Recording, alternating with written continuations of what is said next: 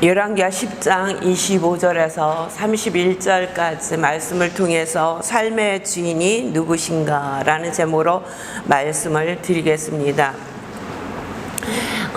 이스라엘은 유다와 북이스라엘로 분열이 된 후에 북이스라엘이 먼저 멸망을 합니다.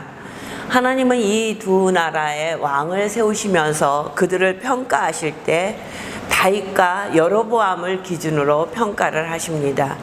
다윗과 같아 다윗의 마음과 같이 행하는 자, 또 여로보암을 쫓아 행하는 자라고 말씀을 하고 있습니다.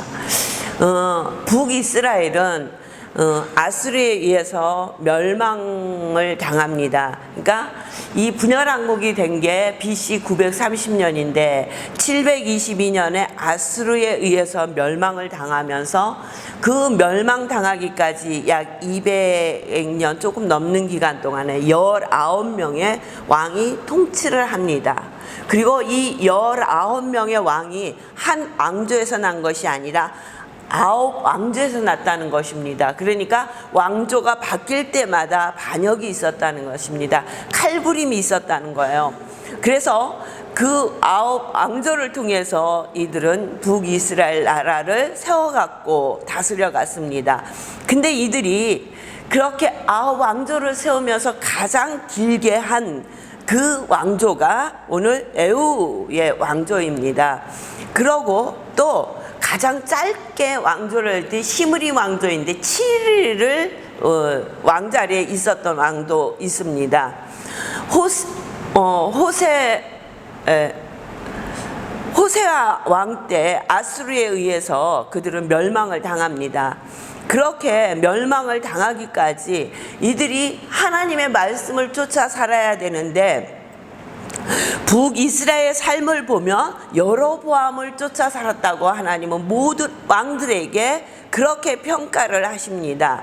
그렇게 자기들이 왜 여로보암의 길을 쫓을 수밖에 없었냐면 자기의 왕조를 길게 하고 싶어서 영원토록 천년 만년 그 왕조를 누리고 싶어서 그들은 여로보암의 길을 쫓았었던 것입니다. 그런데 그들은 그렇게 길게 그들의 왕조를 가지 못했습니다. 첫 번째 왕조는 우리가 너무나 잘 아는 여로보암 1세입니다. 그는 자기 아들 나답까지 24년을 통치했습니다. 그 다음에는 바사라는 왕조가 세워지고 그 왕과 엘라라는 아들이 26년을 통치했고, 그 다음에 시므리라는 왕조가 세워졌는데 가장 짧은 7일을 자기가 다스렸습니다. 그 후에 오므리 왕조가 세워져서 우리가 이 오므리 왕조에서는 너무 잘 아는 왕이 있는데 아합 왕입니다. 4대에 걸쳐서 그 왕의 자리를 지켰지만 이들은 그렇게 길게 왕의 자리를 갖고 있지 못했습니다. 약 한 48년 정도 그 왕의 자리를 가지고 통치를 했습니다. 그 에후 오늘 보면은 에후의 왕조가 세워지는 것을 볼 수 있습니다. 하나님께서는 아합의 죄로 인해서 그 아합의 가문을 멸망시키고 하나님의 나라를 북이스라엘이 제대로 세워갈 수 있는 한 사람을 선택했는데 에후라는 사람을 선택했다는 것입니다. 그리고 그에게 기름을 부어서 왕을 삼아 주십니다. 이는 북이스라엘의 장군이었습니다. 도저히 왕이 될 수 있는 그런 집안의 사람이 아니었어요. 그럼에도 하나님의 은혜로 에후가 이스라엘의 왕이 됩니다.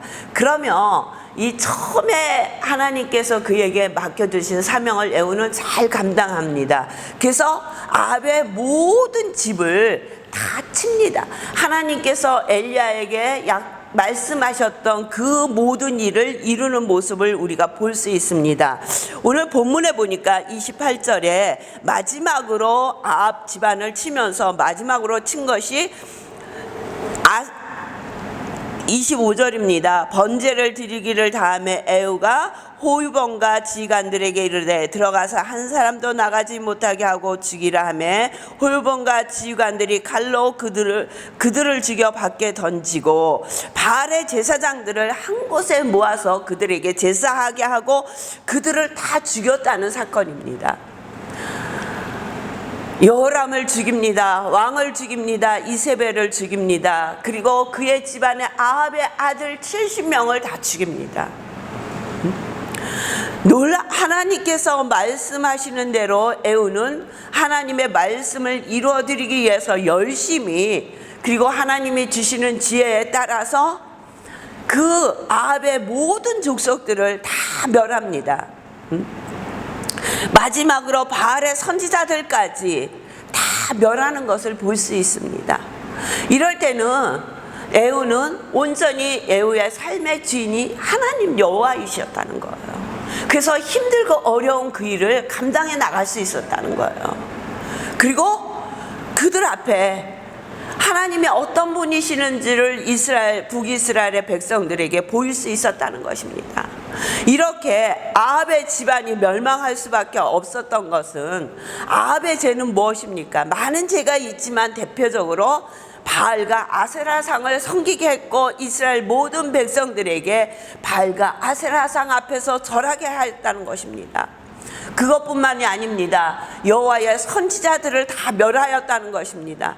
그리고 마지막에 나봇의 포도원이 아합이 욕심이 나는 거예요. 그래서 나봇의 포도원을 나봇에게 팔려고 얘기를 하는 거예요. 그런데 나봇은 이것이 조상 대대로 내려온 땅이기 때문에 팔 수 없다고 얘기를 해요. 그러면 잊어버리면 되는데, 그 왕이 그 땅이 너무도 탐이 나는 거예요. 왕궁에서 바라볼 때마다 그 땅이 보이는 것입니다. 그리고 그 땅을 가지기 위해서 그는 나봇을 죽이기로 결정을 합니다. 나봇을 죽일 수 있는 방법을 찾습니다. 그래서 불량배들을 세워서 나봇에게 억울한 죄를 뒤집어 씌우고 그를 저주하게 합니다. 하나님과 왕을 저주했다는 죄를 뒤집어 씌워서 그를 돌로 쳐 죽이는 그런 모습을 볼 수 있었습니다. 이것이 아합이 저지른 죄라는 거예요. 그래서 하나님께서는 엘리야에게 아합의 가문을 멸할 것을 말씀하시고 에후를 통해서 아합의 가문을 전부 다 멸하십니다.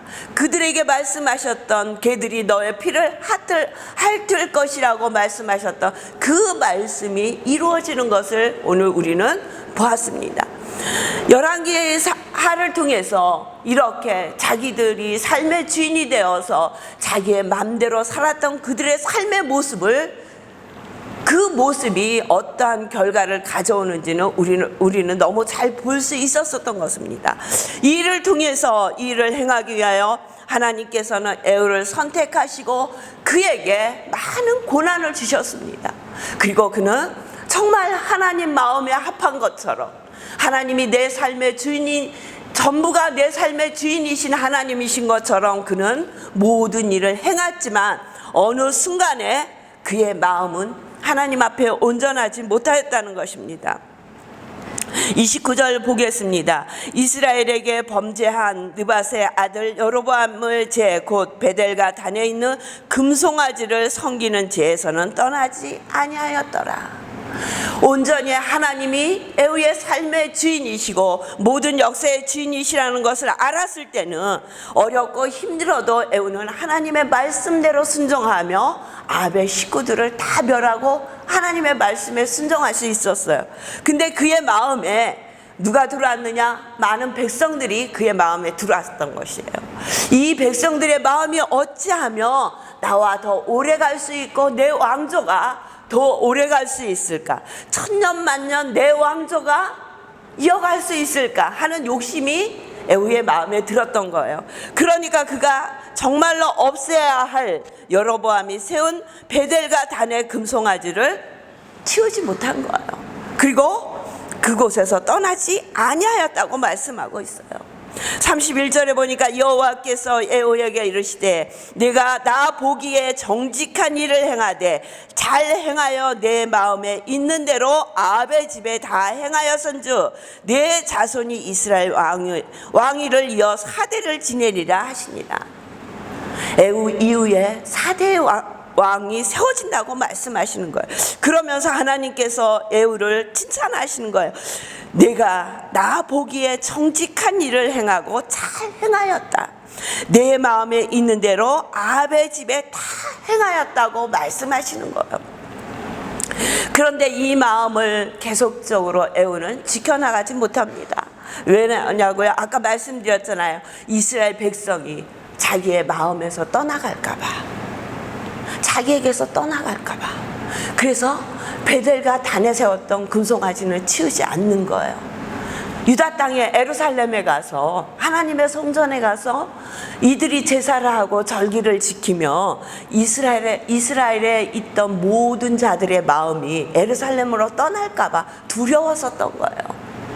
민심이 얼마나 무섭습니까? 우리도 요사이 보잖아요. 민심의 움직임을. 그 민심의 심이 예루살렘에 한 번 가고 두 번 가고 거기 가서 하나님 앞에 제사를 드리고 절기를 지키면서 그 예루살렘의 모습을 보며 그들의 마음이 어떨까, 거기까지 걱정을 했던 거예요. 이들이 혹여나 나를 떠나 예루살렘으로 다 돌아가지는 않을까 염려를 하게 된 거예요. 그러니까 진정으로 그 땅에서 치워야 할 금송아지를 치우지 못한 거예요. 31절에 에후가 전심으로 이스라엘 하나님 여호와의 율법을 지켜 행하지 아니하며, 하나님의 율법을 지켜 행하지 아니하였다고 말씀하는 거예요. 나의 삶의 주인이 내가 됐을 때 우리는 하나님의 말씀을 지켜 행할 수 없다는 거예요. 오늘 하나님의 역사심을 보았습니다. 하나님의 이끄심을 이는 알고 있었습니다. 하나님께서 어떤 분인지 에후는 너무나 잘 알고 있었습니다. 그럼에도 이의 마음이 여호와의 율법을 지켜 행하지 아니하도록 한 것은 그의 마음에 이 세상이 보인 것이었습니다. 백성이 하나님보다 크게 보였던 것입니다. 그리고 그 마음에 욕심이 생긴 거예요. 어떻게 하면 나의 왕조가 좀 더 길어질까? 어떻게 하면 내가 더 이 왕위를 가지고 살 수 있을까?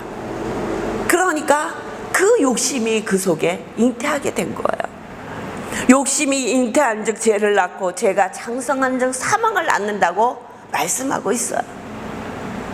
작은 욕심이 우리 마음에 들어오면 죄를 낳을 수밖에 없습니다. 그 죄는 자라요. 장성하여진단 말이에요. 어디까지? 사망에 이르기까지. 우리는 요사이 열왕기하를 보면서 왕들의 모습을 보면서 처음부터 큰 죄가 들어와서 그를 멸망하게 하는 것이 아니라는 것을 우리는 너무도 잘 알고 있습니다. 작은 죄가 잉태합니다. 오늘 제가 아침에 교회에 와서 문을 열고 에어컨을 틀어서 제습을 하고 문을 열고 딱 들어오면 얼마나 곰팡이 냄새가 나는지 몰라요. 그렇게 닦고 또 닦고 하는데 작은 곰팡이 씨앗만 있으면 하루만 지나도 요사이는 곰팡이가 허옇게 피어 있는 거예요. 닦는 게 그 곰팡이를 쫓아갈 수 없을 정도로 펴요. 야, 참 무섭다. 우리 속에 죄라는 것이 자리를 잡으며 이 곰팡이의 습성과 똑같겠구나. 죄가 우리 속에 작은 죄가 들어와서 자리를 잡기 시작하면 하나님의 말씀이 들려오지 않는 거예요. 하나님의 말씀이 들어갈 자리가 있지 않은 거예요. 얼마나 빨리 자라는지 몰라요. 얼마나 빨리 허옇게 피어서 약품으로 처리를 하고 그곳에 소독을 해도 작은 씨앗만 남아있으면 여전히 곰팡이는 피어 올라오는 거예요. 우리의 삶에 정말 나의 삶의 주인이 하나님이시구나. 하나님이 우리의 삶의 주인이 되시려고 예수 그리스도를 이 땅에 보내주시고 그를 십자가에 넣어주시기까지 우리의 죄를 용서해 주셨다는 거예요. 독생자 외아들을 저와 여러분의 죄 때문에 이 땅에 보내주시고 그 참혹한 십자가를 지게 하시고 십자가에 죽기까지 하셨다는 거예요. 그리고 우리를 하나님의 자녀 삼아 주셨어요. 놀라우신 은혜와 말로 할 수 없는 은혜를 우리는 받았어요. 그 은혜 덕분에 우리는 하나님을 아버지라 부르며 오늘도 하나님 앞에 예배를 드릴 수 있다는 거예요. 그런데 그 큰 은혜는 이 세상의 작은 죄가 우리 마음속에 찾아오면 그 은혜는 흔적도 없이 사라져 버린다는 거예요. 애와 같이 하나님의 놀라우신 은혜를 맛보고 하나님께서 어떻게 일하심을 알고 하나님이 어떤 분이신가 놀랍도록 애우는 하나님의 은혜를 맛본 사람입니다. 한 나라의 장관에서 하나님께서 그 나라를 다스릴 수 있는 모든 고난을 준 왕으로 그를 축복해 주셨다는 거예요. 그럼에도 그 하나님의 축복이 그 자리에 있다 보니까 부족하였던 것입니다. 마음에 차지 않았던 것입니다. 자기가 무엇인가 해야만 자기의 뜻대로 자기의 왕조가 길어질 것이라고 생각한 거예요. 그러다 보니 그는 여로보암의 길을 쫓아서 하나님 앞에 죄를 범하는 왕이 되었다는 것입니다. 저와 여러분의 삶은 어떠하신지요? 여러분, 이렇게 우리가 함께 모여 예배를 드리지는 못하지만 각 가정에서 예배를 드립니다. 하나님 앞에 정말 하나님을 사랑하는 마음으로 마음을 다하여 하나님 앞에 예배를 드린다면 그곳에서 드려지는 예배를 하나님은 기쁘시게 받으실 것입니다. 그러나 우리가 함께 모여 예배를 드리지 못한다 해서 하나님 앞에 드리는 예배를 소홀하게 생각하고 하나님의 은혜를 저버린다면 에후가 걸어갔던 하나님의 율법을 지키지 아니하고 하나님의 은혜를 떠난 것처럼 우리도 내 삶의 주인이 나라고 생각하며 내 마음대로 살 수밖에 없는 그런 우리라는 것을 여러분 느끼시길 주의 이름으로 축원합니다. 언제나 하나님의 말씀 가운데 사시길 주의 이름으로 축원합니다. 하나님의 말씀을 붙드세요. 어렵고 힘든 시기를 우리가 지금 견디고 있습니다. 코로나로 인해서 우리는 많은 것들이 멈춰 있습니다. 만나고 싶어도 만날 수 없습니다. 같이 나와 하나님 앞에 마음껏 찬양하고 예배드리고 싶어도 우리는 예배당에서 그 예배를 드릴 수 없습니다. 멈추지 않으면 이 바이러스를 도저히 잡을 수 없다 해서 우리가 함께 예배드리는 그 귀하고 우리의 생명을 다해서 지키고 싶은 예배의 장소를 가정으로 옮겼습니다.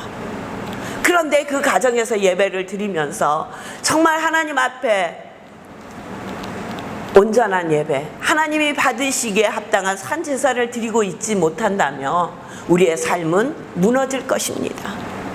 예외와 같은 길을 걸어갈 것입니다. 이렇게 어렵고 힘든 시기에 우리가 해야 할 일은 깨어 하나님의 말씀 앞에 서는 것입니다. 말씀 붙드는 것입니다. 하나님의 말씀을 더 열심히 붙들고 사시기를 주의 이름으로 축원합니다. 숨을 쉬는 것처럼 항상 기도하시길 주의 이름으로 축원합니다. 그리하지 아니하면 우리의 믿음은 흔적도 없이 사라져 버릴 것입니다. 구원의 은혜를 누리지 못할 것입니다. 구원의 은혜에 대한 감사가 잊혀질 것입니다. 이 코로나로 인해서 가장 두려운 모습이 그 모습이라는 거예요. 경제적으로 어려울 수 있습니다. 여러 가지로 불편할 수 있습니다. 그러나 그 일은 언젠가는 다시 회복이 될 것입니다. 근데 믿음은 한번 잃어버리면 회복되기가 그렇게 쉽지 않습니다. 여러분, 하나님의 말씀을 붙드세요. 답답하고 갇혀 있습니까? 멈춰 있습니까? 할 일이 없습니까? 저는 요사이에 하나님의 말씀을 필사하고 있습니다. 교회와 집에는 갈 곳이 없는 거예요. 교회 와서 기도하고 집에 가서 성경을 보다가 도저히 마음이 너무 괴롭고 힘든 거예요. 그래서 이 시간에 무엇을 할까? 하나님의 말씀을 필사하기 시작한 거예요. 그러니까 그 말씀이 좀 진정이 되는 거예요. 어떻게 됐던 하나님의 말씀을 붙들지 않으면 우리가 이 어렵고 힘든 시기를 믿음으로 잘 견뎌낼 수 없다는 것입니다. 이 시기에 더 하나님과 가까워지시는 우리 한길교회 성도님들이 다 되시기를 주의 이름으로 축원합니다. 여러분의 삶의 주인이 하나님이심을 고백하십시오. 그분이 나의 삶의 주인이심을 믿으시고 그분 앞에 여러분의 삶의 모든 것을 맡기십시오. 그리고 그분의 음성을 조용한 마음으로 들으십시오. 하나님이 원하시는 그 길을 한 걸음 한 걸음 걸어가십시오. 조금은 더디고 조금은 힘들고 조금은 답답할 수 있지만 그 길이 하나님의 축복을 누리는 길이요 영생의 복을 누리는 길임을 아시고 내 삶의 주인이 하나님이 되실 수 있도록 우리의 삶의 모든 것을 하나님 앞에 내어놓으시길 주의 이름으로 축원합니다. 기도하겠습니다. 하나님 아버지 감사합니다. 우리의 삶의 주인이 하나님이심을 온전히 믿고 그 길을 따라갈 수 있는 우리가 될 수 있도록 우리를 축복하여 주시옵소서. 우리의 마음이 애우의 마음과 조금도 다르지 않습니다. 어느 때에는 정말 별을 따서도 하나님 앞에 드릴 것 같은 믿음이지만 어느 순간에 우리의 믿음은 땅바닥을 기며 한없이 암흑 가운데 거할 때가 있습니다. 하나님, 그 암흑에 거하지 아니하도록 깨어 기도하는 우리 모두가 될 수 있도록 우리 한길교회 성도들을 축복하시고 인도하시고 함께하여 주시옵소서. 감사드리며 예수님의 이름으로 기도하옵나이다. 아멘.